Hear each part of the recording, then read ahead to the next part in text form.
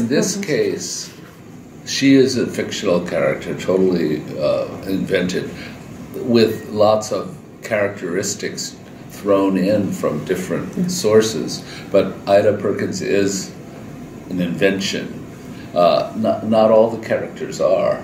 Others are based on are portraits of real people. But no, Ida she's something else. She's a friend of mine said in a way she's the spirit of literature.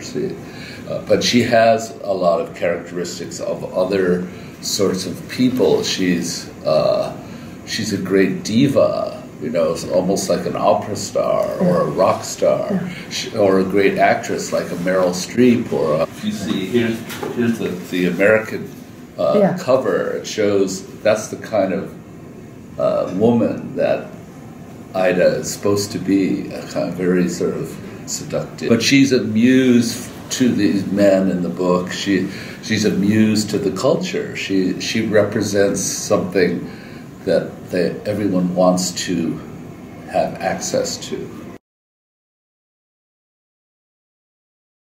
That's part of the game of the book. Of course. Sure. Yeah. And I'm very happy to say that many people Google Ida Perkins to see if she's a real. I did.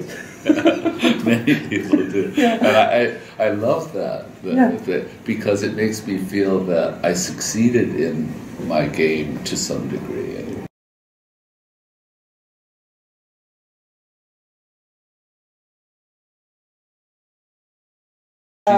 She's someone inserted into reality, and the part of the game was to make it credible that she might, we didn't have an Ida Perkins, but we should have, and this is.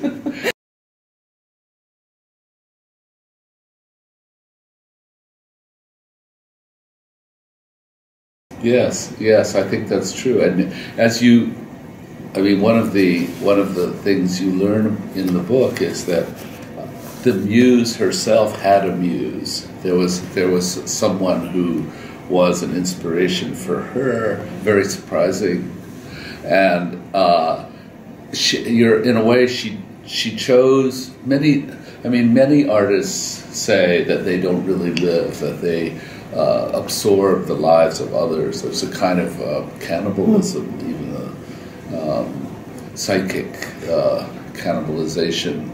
Montale, who's my great hero, has often said that art was a surrogate for living. And in a way, Ida, her way of living is not to make commitments. Her only commitment is to art. And there's something unreal about that, but it's also something that we idealize, that we eroticize. And she incorporates all these things.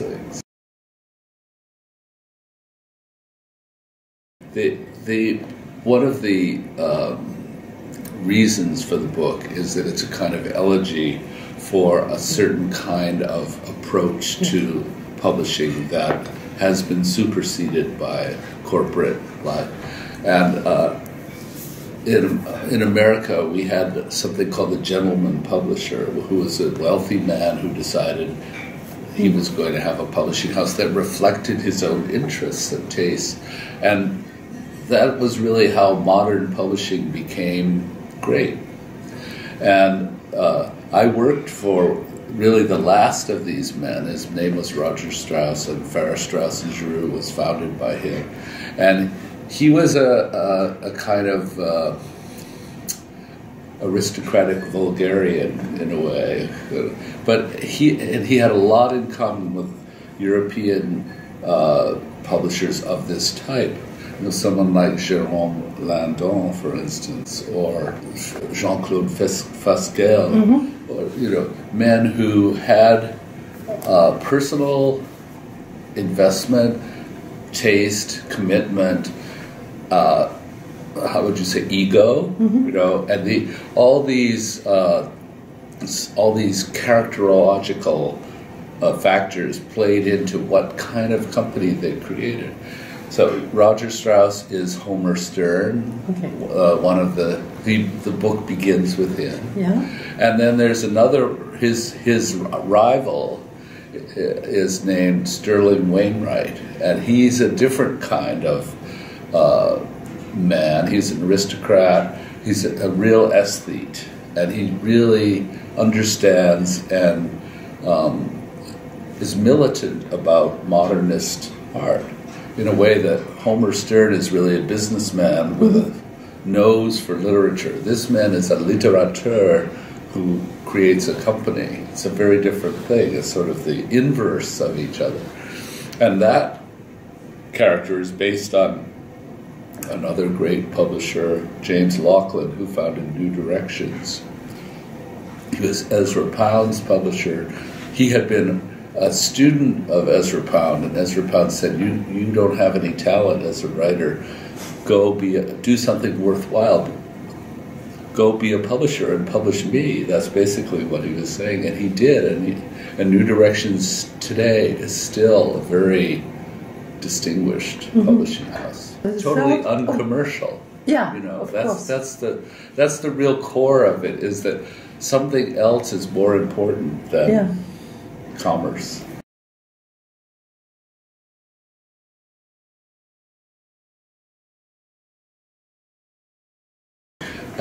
I would say that I have been in the same situation as Paul. Paul is caught between these two men, these two father figures whom he idolizes. He has a sort of idealizing temperament. He loves both of them, and he loves Ida Perkins. He loves the image of her. He loves her poetry, etc. And the book has this Bildungsroman aspect. It's really Les Illusions perdues in a way. It's that Paul comes to. He all his idealizing is tested by reality. That these men are, they're wonderful, but they're also awful, and they're very egotistical. They're very narrow-minded. They're very competitive with each other, and and he has to placate both of them, and that's a hard thing to do. And then, of course, as the book goes along, he gets to know Ida Perkins and finds out that she is not what he thought she was.